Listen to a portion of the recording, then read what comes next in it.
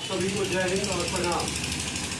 आज हमारे सामने जो शख्स बैठे हुए हैं, उनका नाम हुआ लेफ्टिनेंट कर्नल सुधीर कुमार सिंह और उनका घर हुआ मधुरापुर। और ये जिस पार्टी से चुनाव लड़ रहे हैं उस पार्टी का नाम है वीरों के वीर इंडियन पार्टी। आखिर वीरों के वीर इंडियन पार्टी क्यों नाम रखना पड़ा? क्योंकि आज भारत जो है वह वीरों की भूमि है और यहाँ का प्रत्येक व्यक्ति वीर है और उन्हीं वीरों के लिए यह पार्टी बनी है वीरों के वीर इंडियन पार्टी।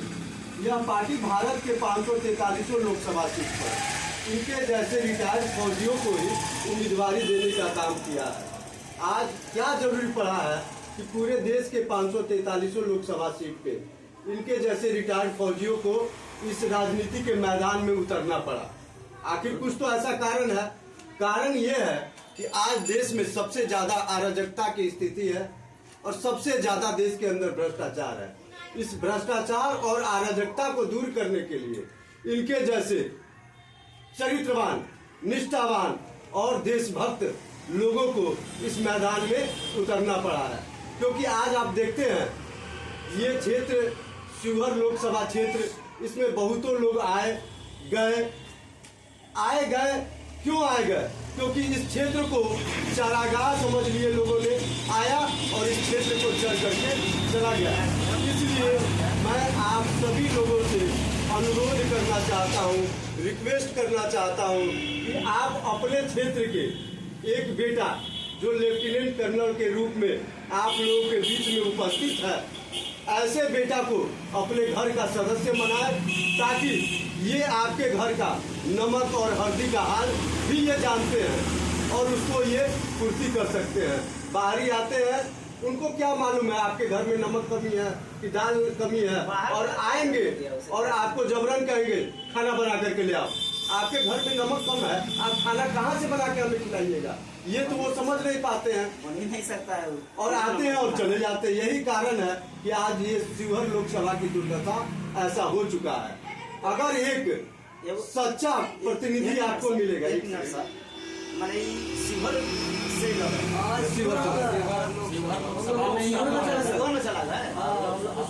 लोकसभा में ही है। शिवहर लोकसभा में 6 विधानसभा है। पूर्वी चंपारण जिला का चिरैया, ढाका और मधुबन विधानसभा। शिवहर विधानसभा में शिवहर जिला का शिवहर विधानसभा और सीतामढ़ी जिला का रीवा और बेलसर विधानसभा, 6 विधानसभाओं का ये शिवहर लोकसभा। बोला लो शिवहर से वो कोई चौधरी लड़ रहा है, चौधरी जी पता नहीं, अच्छा जो भी हो बोल रहा था लोग। सब चीज को छोड़िए। आज के समय में, आज के परिवेश में एक सांसद का क्या कर्तव्य होता है और क्या दायित्व होता है, अगर उसका सही से निर्वाहन किया जाए तो इस देश के अंदर और इस क्षेत्र के अंदर वाकई राम राज्य आ सकता है। रामराज आना ही चाहिए। कैसे आएगा वह रामराज? कैसे आएगा वह रामराज? उसके अंदर में 17 ब्लॉक होता है और ब्लॉक के अंदर इस पंचायत का जितने भी पंचायत हैं उसका कार्यभार होता है। और अगर जिस जनता को किसी भी प्रकार की समस्या होती है, अगर सांसद एक बार उस वीडियो को फोन करके कह दे तो उसके क्षेत्र में एक भी भ्रष्टाचार नहीं होगा। एक भी थाना प्रभारी को अगर फोन कर करके कह दे तो एक भी क्राइम नहीं होगा। परंतु आज आते हैं सांसद, उन्हें क्या मतलब है जनता की समस्या से? उन्हें मतलब है कि मैं कैसे आपका वोट को खरीदूं और यहाँ से चयन कर चढ़ करके निकल जाऊं। इससे ज्यादा आप लोगों के बीच में वो कुछ नहीं कर पाते हैं। परंतु आपके एक बेटा है जो आपके क्षेत्र के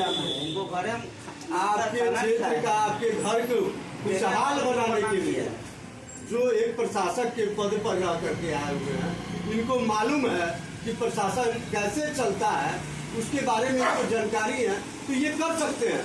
और जिनको ये जानकारी ही नहीं है वो आपको क्या करेंगे? देश के 21 साल आर्मी है, बस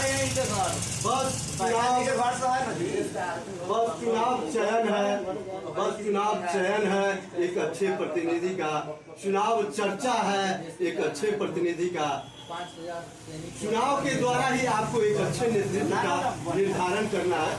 इसलिए मैं आप सभी से अनुरोध करता हूं कि इनके जैसे जितने भी देश के 543 हमारे प्रत्याशी हैं उनको आप लोग यहाँ बैठे बैठे ही पूरे देश में इस चीज का चर्चा करें ताकि आपके देश में सही में राम राज्य आ सके। इन्हीं बातों के साथ मैं अपनी बात को समाप्त करता हूँ। जय हिंद, जय भारत। कुणाल भाई आपको बहुत बहुत धन्यवाद, बहुत बढ़िया से अपनी बातों को रखा है आपने। मैं भी 2 लाइन जोड़ देता हूँ कि कुणाल भाई ने कहा कि घर में नमक नहीं होगा और हम आपके दरवाजे पे 50 आदमी का काफिला लेकर के पहुंचे और आपने आदेश कर दिया हमारी बहनों को, हमारी माँ को, अपनी बेटियों को कि खाना बनाइए। वो बेचारी क्या करेगी? नमक है ये नहीं, खाना कहाँ से बनेगा? तो उस नेता को सोचना चाहिए कि जिसके दरवाजे पे जा रहे हैं उनके घर में नमक आएगा नहीं है। ये दुख सुख आप कमा करके नहीं रखे हैं कि किसी के यहाँ चारागाह समझ लिया और चल दिया और बोले कि 50 आदमी का खाना बना दो। अरे तुम्हारे में दम है, तुमने लूट करके रखा है तो तुम अपने से खाना बनवाओ और क्षेत्र में घूमो, तुम अपने से खाना बनवाओ। और उस घर में नमक नहीं है तो तुम्हारी जिम्मेदारी नमक देने की है, लेकिन तुम क्या नमक देगा? तुम तो खुद दूसरे का नमक खाता है। आप समझ रहे हैं बात को? मैं कहाँ से बोल रहा हूँ? पूरे समाज ऐसे लोगों को लाने की जरूरत नहीं है जो दूसरे का फ्री में खाता है। अरे अपना खिलाइए, अपना गाइए, अपना खिलाइए। नमक खा के हलम। और तुम तो खुद कमीशन खोर है, कमीशन खोरी करता है। जितने भी हमारे राजनीतिक हल्के में लोग हैं खुद कमीशन खाते हैं, तो क्या दूसरों को बोलेंगे कि आप जो है आप किसी से भ्रष्टाचार मत करो?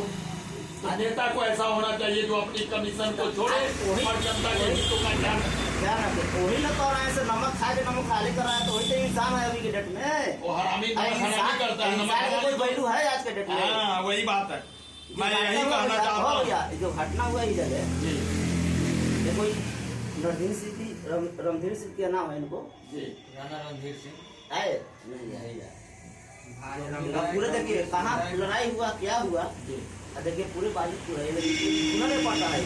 ये हमारा बेंगलोर में है, हमको पता है, पूरे बाजितपुर में है। लेकिन पूरे देखिए कहाँ मार हुआ, कहाँ देखिए पूरे दुनिया के नाम दिया। ये कोई नहीं कहे चलो इसको हल। नेता का काम होता है अपनी नियत को सही रखे, अपना पालन रखे, अपने समाज के पर्दा के सही रखे, सही सलामत रखिएगा तब मिलेगा जी। आग में घी नहीं डाले, आग में पानी डाल करके उसको बुझाए, उसको नेता कहते हैं। उसी का माना जाएगा। सब समाज को देख रहे हैं। यस, देखिए सुना आपने एक दूसरे का विचार, आपने ऐसे ही नेता को चुनिए। शिवहर लोकसभा से ये हमारा सौभाग्य है कि शिवहर लोकसभा में सेवा करने का मौका मिला है और ये आप सभी का भी सौभाग्य है कि पहली बार शिवहर लोकसभा में कोई कर्नल सुधीर कुमार सिंह चुनाव लड़ रहा है। दोनों का एक दूसरे का, अगर आपने किसी को दे करके आज तक आपने कुछ हासिल नहीं कर लिया है तो कर्नल सुधीर कुमार सिंह को वोट दे करके कोई आप नुकसान नहीं कर लेंगे। इसलिए एक बार मुझे देखिए, सबको देखा बार बार, तो एक बार देखिए। इन्हीं सब के साथ आप सभी को प्रणाम।